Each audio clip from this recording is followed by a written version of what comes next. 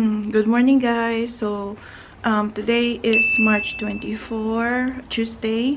I decided to make a vlog out of this because yung Prime Minister namin have just announced that we were level 3 at the moment here in New Zealand. Tapos after midnight, around midnight ng Wednesday, we will be level 4. I've woken up today.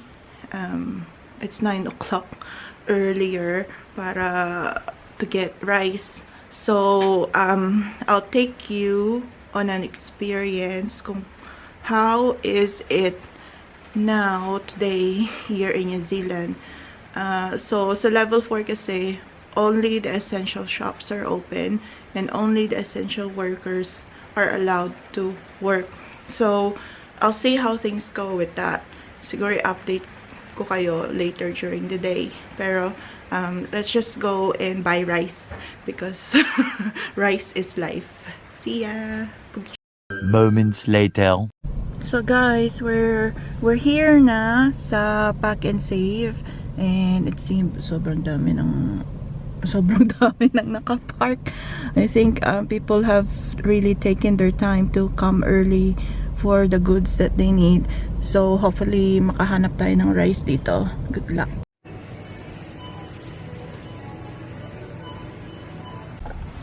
So ayan yung ating haul for the day. And ayan. The weather's not too good kasi sobrang lamig. But hopefully magiging okay na soon. Sa Pack and Save naman, medyo okay yung pila. So para siyang normal flow when you buy goods. Although fully park yung area, hindi naman masyadong crowded. And people are just buying the essentials. Hopefully yung deli nila is open. I forgot to ask kasi you know they sell mga roast chicken, mga ganun when you feel like you just don't want to cook something. Pero nakastock naman kami ng mga meat sa bahay and also mga goods. So may rice sa Pack and Save. And happy na ulit kami because maliit na lang yung supply ng rice namin. Now with this outbreak, medyo it's scary to think about it, pero I think our Prime Minister is just trying to, she's doing her very best to really contain it and not spread around, especially yung New Zealand is an aging population. And also for us working in the hospital, so kung close down yung bukas, close yung schools and daycare, unfortunately walang masyadong plan for the for the kids to be looked after kasi most of us are migrants, we're OFWs working here in New Zealand, tapos we don't, well, kung nasa Pinas tayo, we can rely to our parents to look after, but then our parents are also old, so with this virus, medyo ang hirap niyang, kahit dito nga din yung mga grandparents have been refusing to look after the small kids kasi they're very vulnerable, like makakapitan talaga sila ng virus in any case na carrier ka. It's just really nakakahaba talaga. So we will be messaging some friends kung sino yung may kailangang help regarding that. Kasi very short notice, although yung manager naman magsusupport to change the rosters around.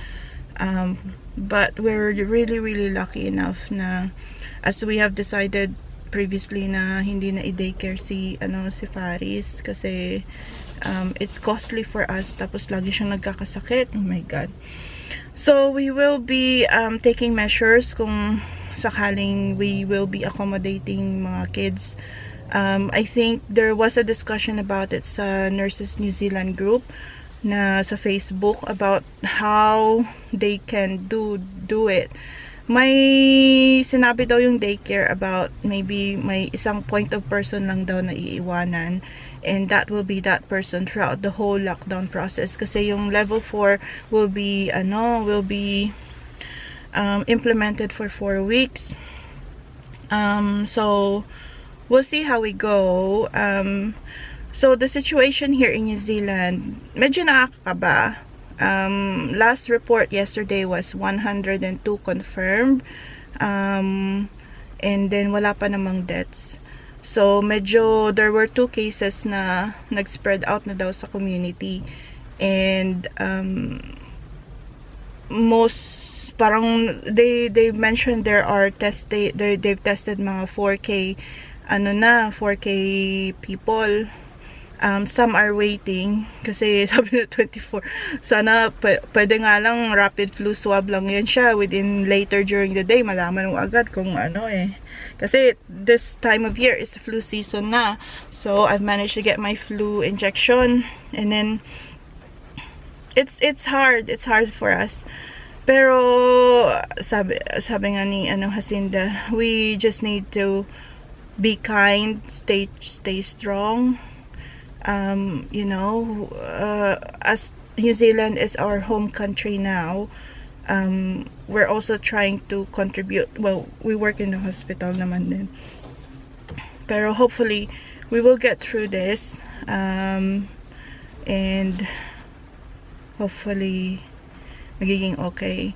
I think I'll update you later kung ano yung magiging update ng Ministry of Health. Usually mga after midday na sila mag-update. So ngayon, today, good thing night shift ako, 1 night shift, tapos days off ako, a couple days off after. Okay naman yung roster ko namin at the moment. So I'll see you guys later. 3 hours later. So hello guys. So at 1 PM today, nag-announce yung Ministry of Health ng update about the situation here in New Zealand. Today, may 14 new cases ngayon sa New Zealand. So that would come up, yesterday kasi mga 102 ata. And then, yung number of people today, may 40 new cases. So it would bring up to 155 na total confirmed and probable cases. 12 daw sa mga people na yon is fully recovered na. Most of them are in self-isolation. And also, and then yung iba, yung may 2 daw na hospital, pero hindi naman daw critical. And then most of the cases are naman recent overseas travel. Yesterday, nag-announce sila na level 3 na yung alert level ngayon. I'll show you the chart kung ano yung nakam up nila na levels of during coronavirus outbreak. So, as of midnight ng Wednesday, magla-level 4 na. So, in level 3, medyo restricted pa yung, may restriction na. But then, they will put the restaurants, mga restaurants, mga public places, it will be closed. So, ang open lang talaga is ang groceries, ang pharmacy, ang doctor, clinics, practice, GP practice, you know, hospital will open.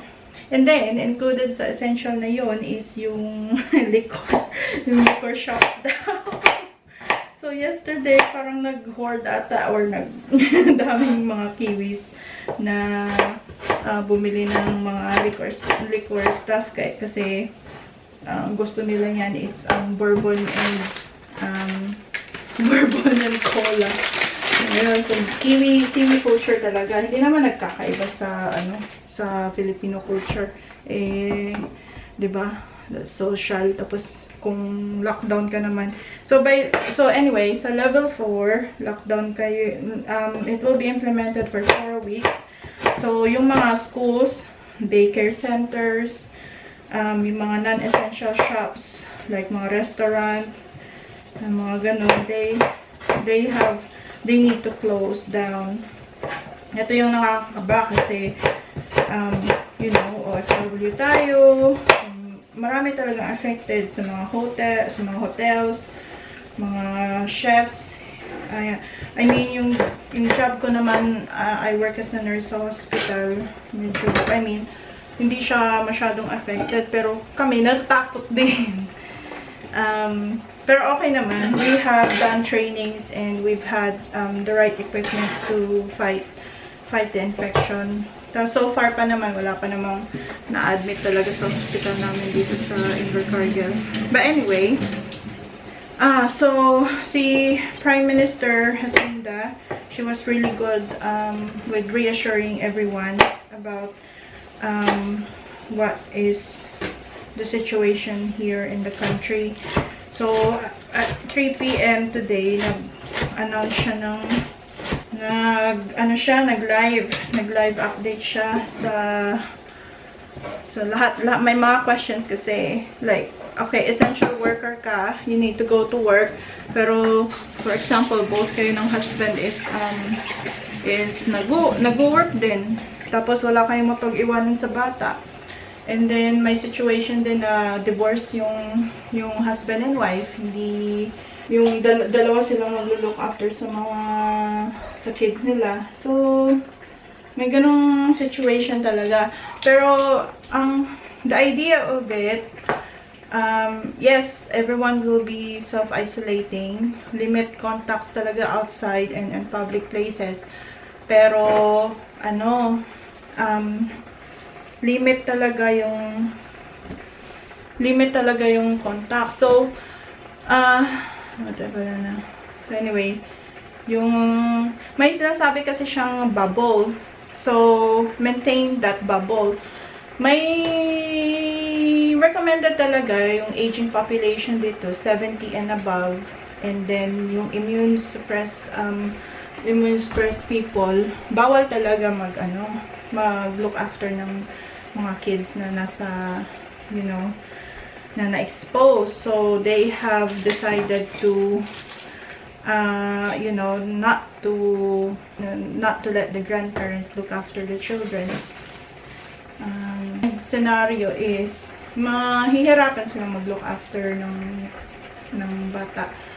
So ang sinasabi ni Jacinda about that bubble, it's just your group of people na you will be making contact with.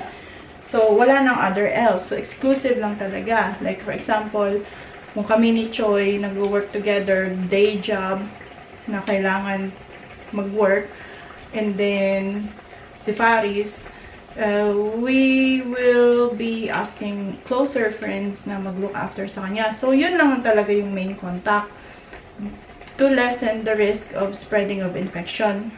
Pero, as much as possible, kung ma-avoid mo talaga yun, na dapat kayo lang talaga, in any means possible, mas better, to be honest. Kasi, ang hirap na eh. We will expect, at this time, for the next 2 to 4 weeks, the numbers will go high. Kasi yung incubation period ng coronavirus, it starts from, for example, 2nd week of March. It will manifest later on pa. So, to really, really minimize the spread of infection, the spread of this virus, yun nga yung ni-insist ni Jacinda na she doesn't want to take risk. So, she officially closed the border. We're on a lockdown. Flights and everything else, wala na. And everyone's encouraged to stay at home. Wait lang. I'll be back kasi lobat. Kaya nagluluto kasi ako ng japchae, baboy, and then the dangmyeon, parang pansit-pansit. I got the noodles boiling. Mag-recharge muna ng battery. 8:01 p.m. Hello guys, so we will continue sa update ng New Zealand coronavirus experience. So 11:59 p.m. the country will be in level 4 isolation. So basically magla-lockdown na talaga ang New Zealand. So more of the information is in website which is the covid19.govt.nz. So restaurants, cafes, and gyms are not considered essentials. Kahit yung library, yung public pools, mga public places, even they don't highly advise people to go sa playground. Since kumakapit din kasi yung virus doon, and then wala talaga public places. You can actually just go out, you know, for a quick walk, tapos back ulit. Pero wala na masyadong engagement. Konting exercise lang sa labas, and then balik ulit. So yung lahat ng mga grocery stores open naman. Tapos yung mga courier and freight drivers, they are considered essential workers. So everything goods will be delivered sa supermarket. And fully stocked talaga. It just so happened yesterday, ito yung clip.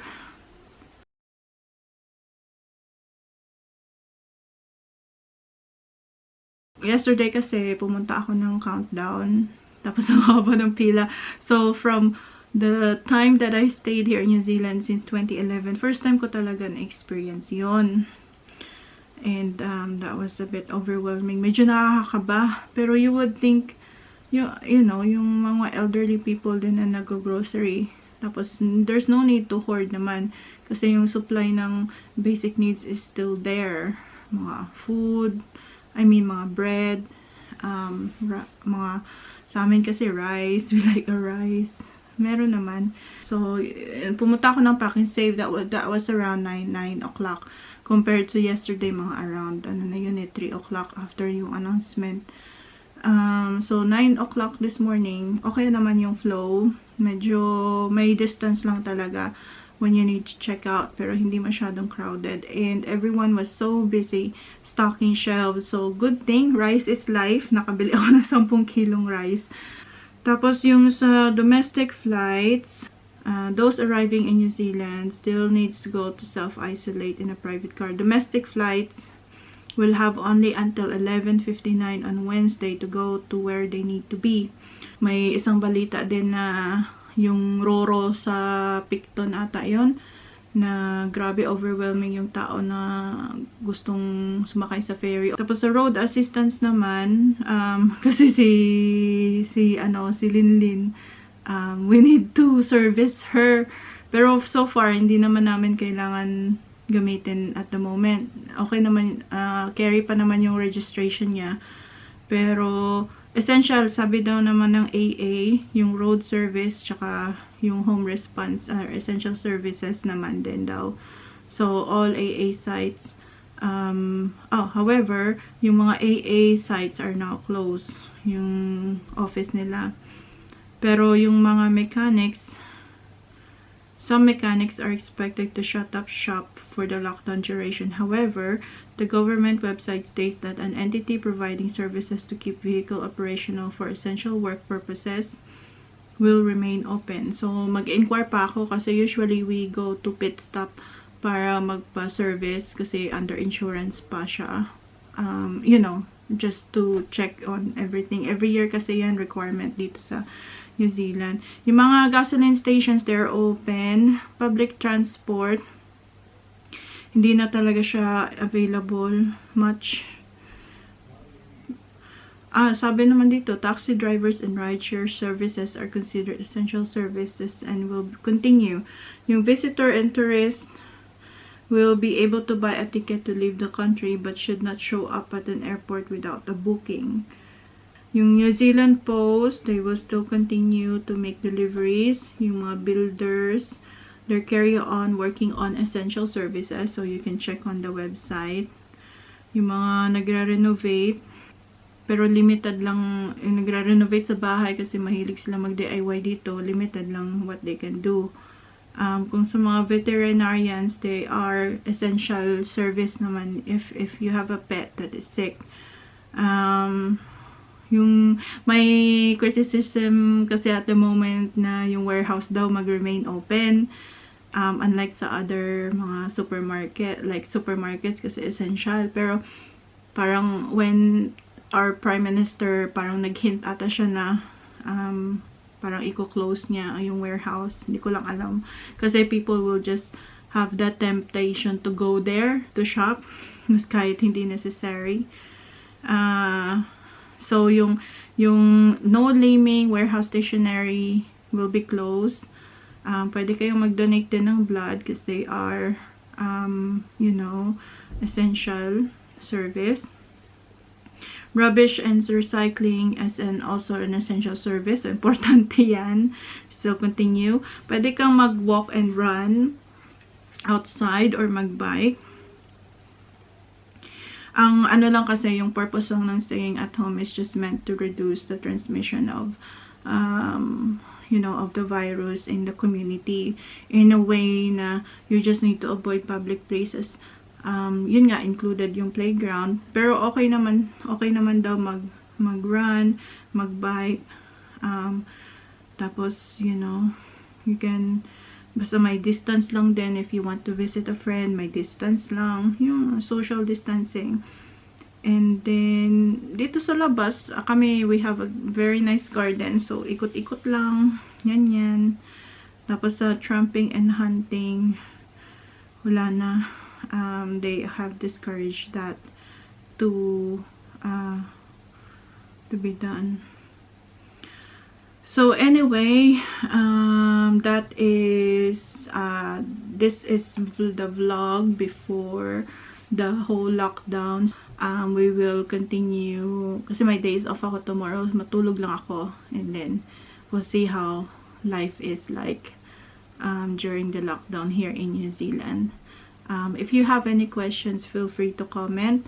We are a small Filipino family here in New Zealand. We've been here for a long time na, and hopefully, fingers crossed. Well, me and my husband both work in the hospital, so medyo we're very taking precaution. Yung sa hospital side of things naman, previously they only have one nominated visitor per patient. Pero ngayon, since the lockdown will be in place starting tomorrow, wala na. They won't be accepting visitors na from what I can understand. And then yung mga surgeries, some that are not essential, they are currently stopped at the moment. So you advice ko lang sa everyone, take care, be well, and also just be kind. Sabi nga ni Yasin, be kind, stay safe, stay strong. You know, meron naman tayong, if you feel lonely, there's help out there in the community. So anyway, we'll see you guys soon for tomorrow. Bye. If you have any questions about what you can or can't do and you're looking for answers, apply a simple principle. Act like you have COVID-19. Every move you make could be a risk to someone else. That is how we must all collectively think now. So, New Zealand, remember to be calm, be kind, stay at home. We can break the chain.